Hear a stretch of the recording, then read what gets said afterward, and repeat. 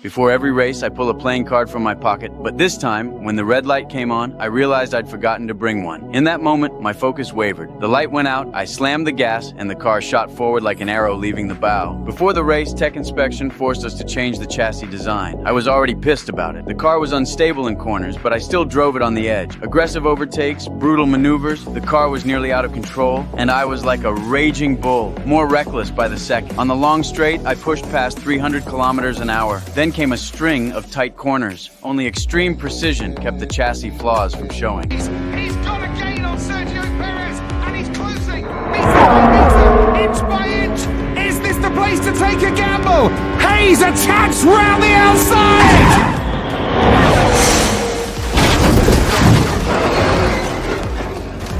My name is Sonny Hayes. I'm a retired F1 driver. Because I love racing, I agreed to help a friend run the Daytona 24 hours. Driving a GT car for me felt like playing in an easier league. When I got in the car, Porsche was running 7th. No pressure. The boss just told me to hold position until morning. But the moment I sat in the cockpit, the machine came alive. Right away, I dove into corners, forcing overtake, climbing from 7th to 4th. Then the number. 12 car's engine failed, and I slipped into 3rd. With just one stint, I'd already dragged the team into the fight for 1st. My driving style, it's like the car doesn't even have brakes. That pressure broke the BMW driver who was leading. The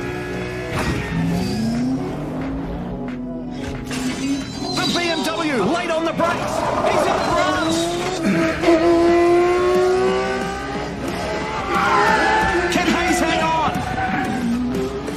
And he does. Out of 10 hours behind the wheel, I led for 9 hours and 55 minutes. Every rival wanted me off the track, but none of them could take me down. In the end, my lead secured Porsche the victory, but I didn't stand on the podium and I didn't want the trophy. I was just a last-minute substitute, paid $5,000 for the run. The boss wanted to sign me, but I turned him down. I only care about freedom. For me, racing isn't about money or glory. It's about pure passion and joy. Ah, shit.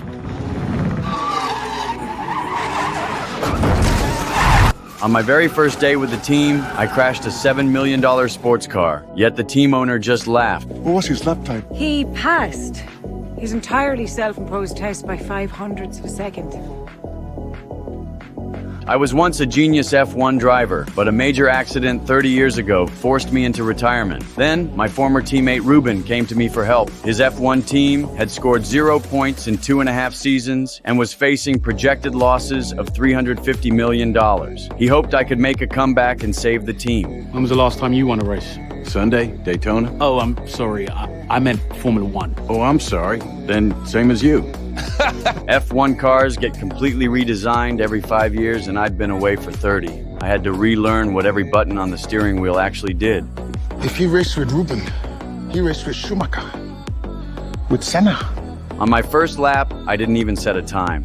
I was just trying to adapt to the car and the track. When braking into a corner, the wheels locked up and the car snapped into a spin, coming to a stop right on the track. But I didn't give up. I slammed the gas, heated the tires until they screamed, and charged forward again through a cloud of smoke. Soon, the practice lap ended, and the official timed laps began. On the long straight, my speed was nearly identical to Joshua's. But entering the first corner, I misjudged the turn-in point and made a mistake. I repeated the same error in the second corner. Those small mistakes put me 0.193 seconds behind at the first split. On this track, if you lose time early, it's almost impossible to recover later. Before the second split, I chose to play it safe, sacrificing a bit of speed to avoid another error. As a result, I was about 0.389 seconds slower than Joshua. That was my strategy. First, test the limits of the car, then the limits of the corners. Only after that would it be time to push my own limits. Now.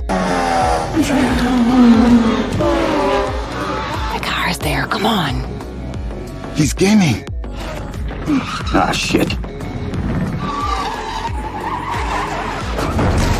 I wanted to stage an epic comeback, but instead, I crossed the finish line with the car completely wrecked. As everyone rushed over, the first thing I said was, the car is too twitchy in high-speed turns and too unstable in low-speed ones. What was his lap time? He passed his entirely self-imposed test by 0.05 of a second. In the end, I still managed to pass the test. All the other cars were rushing onto the track, but I deliberately stayed put. While they gunned it forward, I slowly eased my car into the circuit, because only this way could I get my tires up to the perfect temperature. The race began. 21 cars lined up at their starting spots, and I was still calmly weaving to warm my tires. Cheeky shit. It's on purpose. The guys up front were probably cursing me out in their helmets, but I didn't care. And soon, my judgment proved right.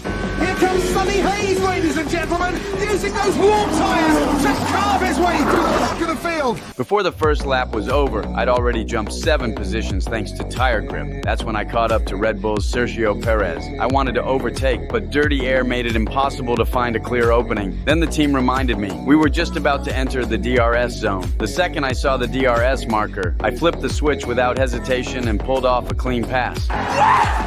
But it didn't last long. Once Red Bull's tires heated up, my advantage vanished. And it is! Damn. By lap 20, Joshua behind me was the first to pit, but his team botched the stop and cost him 7 seconds. My rear tires had already lost grip, so I had no choice but to pit too. At the time, I was in 15th place, and if I could just crack the top 10, I'd earn points for the team. But disaster struck. My crew slipped up again. The tire change dragged on for 9.22 seconds. By the time I got back on track, I had dropped from 15th all the way down to second to last. Before the first lap was even over, my tire blew out, and I was forced into the pit. But after they changed it, I refused to leave, not unless they gave me soft tires. Are you insane? We need hot tires! Everybody here is on a one-stop race! We do what everybody does, we lose. Make it go! How? You think I don't know my tires? I was a mechanic! 5 championship titles, my bare freaking hands!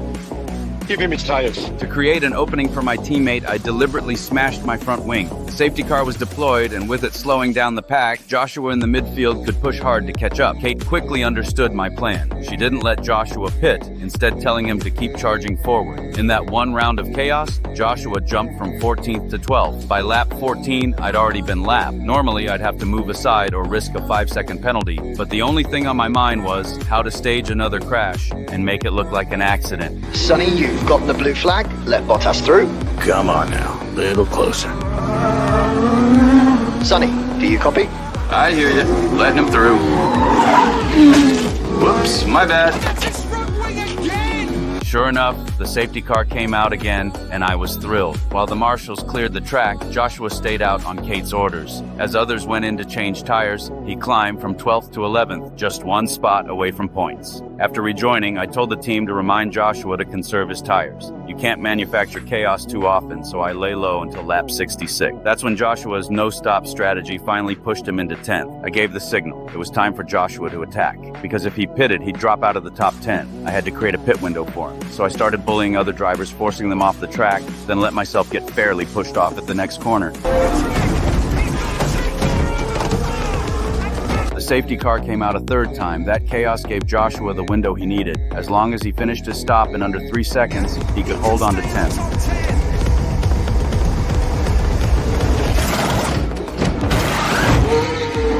He came out of the pits, slammed the throttle, and locked down the position. And because my final stunt happened with fewer than 4 laps left, once the safety car pulled away, the yellow flag stayed out. No one could overtake. The standings were frozen in place.